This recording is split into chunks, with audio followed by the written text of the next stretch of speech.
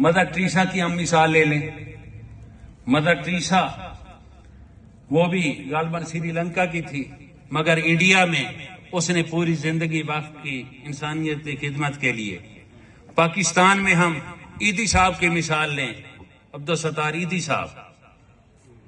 تو عبدالستار ایدی صاحب کی کوئی جائیداد نہیں تھی.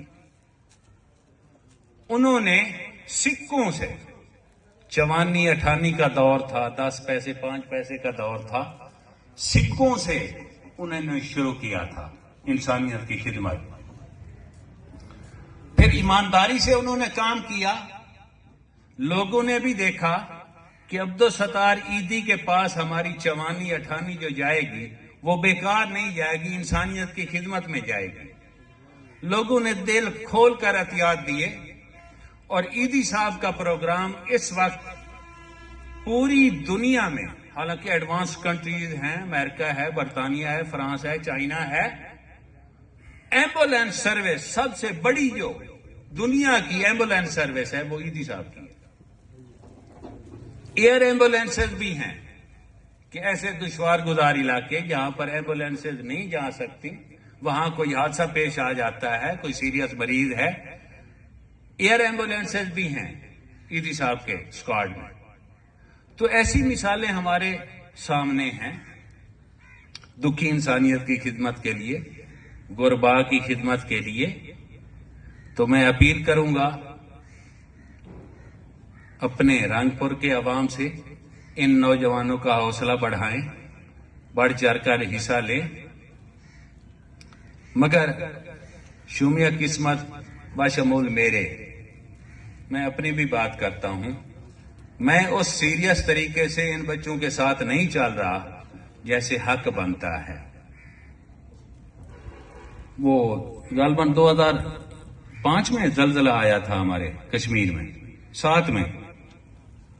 اس وقت ہمارے محکمے کی طرف سے ہمیں آرڈر ہوا کہ ہر ہائی اسکول جو ہے نا جہاں پہ وہ واقعہ ہے، اس شہر سے، بستی سے عطیات اکٹھے کر کے راشن کی صورت میں، کپڑے کی صورت میں، جوتے کی صورت میں، پیسوں کی صورت میں وہ مظفر گڑھ میں جمع کروائیں گے ڈی او صاحب کے پاس. پھر وہ ڈی سی صاحب کے پاس جانے تھے، ڈی سی نے کمشنر کو جمع کروانے تھے، کمشنر صاحب نے وزیر اعلیٰ کے ذریعے ادھر کشمیر میں پہنچانے تھے جہاں زلزلہ آیا تھا. ہمارے اسکول کی طرف سے ہم 5 ٹیچرز کو متعین کیا گیا. ہمارے ساتھ 20 بچے بھی تھے. ہم 5 ٹیچر اور 20 بچے ہم نے شروع کیا دکانوں پہ جا کے یہ ریکویسٹ کرنی کہ زلزلہ آیا ہے، ہمارے کشمیری بھائی ہیں، مسلمان ہیں، پاکستانی ہیں، ان کے لیے ہم عطیہ اکٹھا کرنے آئے ہیں. تو میرے خیال میں تو وہ بہت مالدار شخصیت تھی. اس نے گلے سے اٹھا کے ہمیں 100 روپیہ دیا. 5 استاد 20 لڑکے ہماری ریکویسٹ کرنے پہ 100 روپیہ اٹھا کے دیا. ایسا جذبہ نہیں ہونا چاہیے. ان بچوں کا پروگرام اگر دیکھیں، میرے تو سامنے ہے کہ راشن جو جاتا ہے پپے بھٹی کی دکان سے اکثر لیتے ہیں، بڑی دکان وہی ہے، وہ رعایت سے بھی دیتا ہے. رمضان شریف کے مہینے میں جو عیدیں آتی ہیں ان پہ لاکھوں روپے کا راشن جو ہے وہ غریبوں میں تقسیم کیا جاتا ہے وہاں سے لے کے. مگر ان 5-6 بچوں کی بساط تو نہیں ہے کہ اتنا افورڈ کریں. ہمیں چاہیے، رنگپور کی عوام کو چاہیے کہ ان بچوں کے ساتھ تعاون کریں تاکہ ہم ڈائریکٹ نہیں تو ان بچوں کے ذریعے انسانیت کی خدمت کر سکیں.